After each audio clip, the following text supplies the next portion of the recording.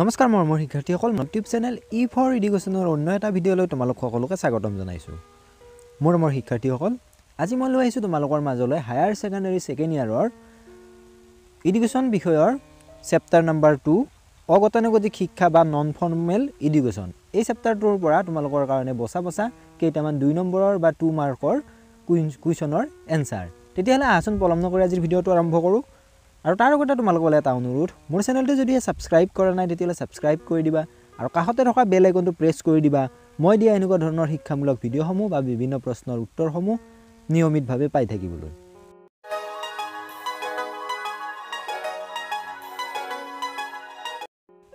মৰমৰ শিক্ষাৰ্থীসকল, আমি আগৰ ভিডিঅ'টোত চেপ্টাৰ নম্বৰ 2ৰ 10টা 2 নম্বৰ প্ৰশ্নৰ উত্তৰ আলোচনা কৰিছিলোঁ। আজি আলোচনা কৰিম অন্য 10টা। কুৱেশ্যন নম্বৰ 11, অগতানুগতিক শিক্ষাক কিয় সহযোগী শিক্ষা হিচাপে গণ্য কৰা হয়? উত্তৰটো হ'ব, শিক্ষাৰ সহযোগী পদ্ধতি হিচাপে অগতানুগতিক শিক্ষাৰ বিষয়ে ক'বলৈ হ'লে অগতানুগতিক শিক্ষা হ'ল এনে এক শিক্ষা ব্যৱস্থা য'ত শিক্ষাৰ্থীৰ সুবিধা অনুসৰি শিক্ষা লাভ কৰিব পাৰে। এই শিক্ষাত নামভৰ্তিৰ বয়সৰ কোনো ধৰা বন্ধা নিৰ্ধাৰিত সীমা নাথাকে। গতিকে আনুষ্ঠানিক শিক্ষা আধৰুৱা কৰা ব্যক্তিসকলে অগতানুগতিক শিক্ষাৰ জৰিয়তে তেওঁলোকৰ আধৰুৱা শিক্ষাখিনি সম্পূৰ্ণ কৰাৰ সুযোগ পায়। ইয়াৰ নীতি নিয়মবোৰ আনুষ্ঠানিক শিক্ষাৰ দৰে কঠোৰ নহয়। সেয়েহে অগতানুগতিক শিক্ষাক সহযোগী শিক্ষা হিচাপে গণ্য কৰা হয়। এবাৰো কুৱেশ্যন নম্বৰ 12লৈ অগতানুগতিক শিক্ষাৰ দুটা প্ৰয়োজনীয়তা উল্লেখ কৰা। উত্তৰটো হ'ব, অগতানুগতিক শিক্ষাৰ দুটা প্ৰয়োজনীয়তা তলত উল্লেখ কৰা হ'ল। পইণ্ট নম্বৰ 1, আৰ্থিকভাৱে দুৰ্বল ছাত্ৰ ছাত্ৰীসকলে অগতানুগতিক শিক্ষাৰ দ্বাৰা নিজৰ শিক্ষাখিনি সম্পূৰ্ণ কৰিব পাৰে, কিয়নো এই শিক্ষা সকলোৰে বাবে সমান আৰু এই শিক্ষা মিতব্যয়ী বিধৰ বা কম খৰচী। পইণ্ট নম্বৰ 2, চাকৰি সূত্ৰে বিচ্ছিন্ন হোৱা ছাত্ৰ ছাত্ৰীয়ে ইয়াৰ দ্বাৰা তেওঁলোকৰ আধৰুৱা শিক্ষাখিনি সম্পূৰ্ণ কৰিব পাৰে। কুৱেশ্যন নম্বৰ 13, দূৰ শিক্ষাত ব্যৱহাৰ কৰা দুবিধ আধুনিক সঁজুলিৰ নাম উল্লেখ কৰা। উত্তৰটো হ'ব, দূৰ শিক্ষাত ব্যৱহাৰ কৰা দুবিধ আধুনিক সঁজুলি হ'ল কম্পিউটাৰ, ইণ্টাৰনেট, টিভি, ছপা যন্ত্ৰ ইত্যাদি। কুৱেশ্যন নম্বৰ 14, IGNOUৰ বা চমুকৈ ইগনোৰ বিষয়ে লিখা। উত্তৰটো হ'ব, 1985 চনত নতুন দিল্লীত ইন্দিৰা গান্ধী ৰাষ্ট্ৰীয় মুক্ত বিশ্ববিদ্যালয় বা চমুকৈ ইগনো স্থাপিত কৰা হয়। ইয়াৰ শিক্ষা সকলোৰে বাবে মুক্ত। ইয়াত বিভিন্ন ধৰণৰ পাঠ্যক্ৰম আছে। শিক্ষাৰ্থীয়ে ইচ্ছা অনুসৰি বিভিন্ন বিষয়ত শিক্ষা গ্ৰহণ কৰিব পাৰে। এই শিক্ষা মিতব্যয়ী বিধৰ বা আনুষ্ঠানিক শিক্ষাৰ তুলনাত কম খৰচী। কুৱেশ্যন নম্বৰ 15, ক'ত আৰু কেতিয়া প্ৰথম মুক্ত বিশ্ববিদ্যালয় স্থাপন কৰা হৈছিল? উত্তৰটো হ'ব, 1969 চনত ইংলেণ্ডত প্ৰথম মুক্ত বিদ্যালয় স্থাপন কৰা হৈছিল। কুৱেশ্যন নম্বৰ 16, যোগাযোগ শিক্ষাক কিয় ডাক শিক্ষা হিচাপে জনা যায়? উত্তৰটো হ'ব, যোগাযোগ শিক্ষা এক পৰোক্ষ শিক্ষা ব্যৱস্থা। ইয়াত শিক্ষকৰ প্ৰত্যক্ষ শিক্ষণৰ পৰিৱৰ্তে চিঠি পত্ৰ বা ডাকযোগে শিক্ষা প্ৰদান কৰা হয়। গতিকে ইয়াক ডাক শিক্ষা বুলিও কোৱা হয়। কুৱেশ্যন নম্বৰ 17, মুক্ত বিদ্যালয় কি? উত্তৰটো হ'ব, আনুষ্ঠানিক শিক্ষাৰ বাহিৰত স্বাধীনতা আৰু গতিশীলতাৰ নীতিৰ ওপৰত ভিত্তি কৰি যি শিক্ষানুষ্ঠানে স্কুলীয়া শিক্ষা প্ৰদান কৰে তাকে মুক্ত বিদ্যালয় বোলে। মুক্ত বিদ্যালয়ৰ শিক্ষাদান প্ৰক্ৰিয়াটো মুক্তভাৱে সম্পন্ন কৰা হয়। শিক্ষাদান প্ৰক্ৰিয়াৰ কোনো আনুষ্ঠানিক ধ্যান ধাৰণা নাথাকে।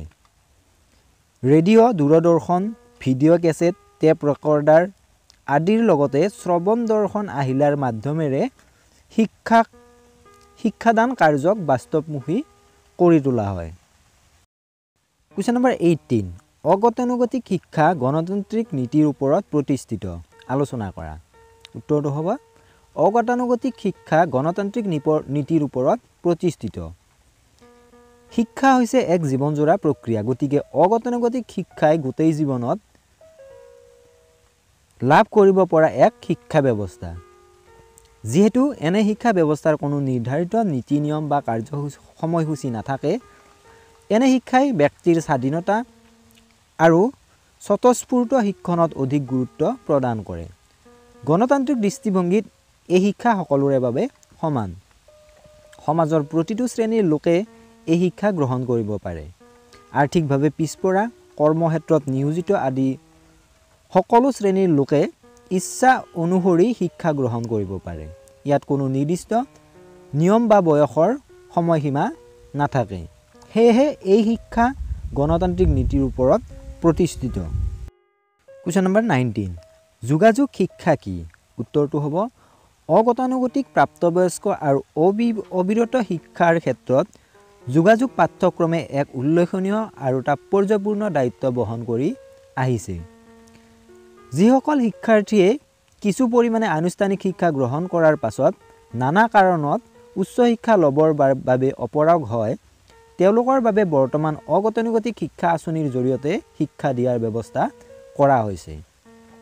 আনুষ্ঠানিক শিক্ষা যোগে সাক্ষৰতা লাভ কৰা বহু লোক উচ্চ শিক্ষাত গৈ নিয়মীয়া পাঠ্যক্ৰমত উপস্থিত থাকি শিক্ষা গ্ৰহণৰ সুবিধা লাভ কৰিব নোৱাৰে।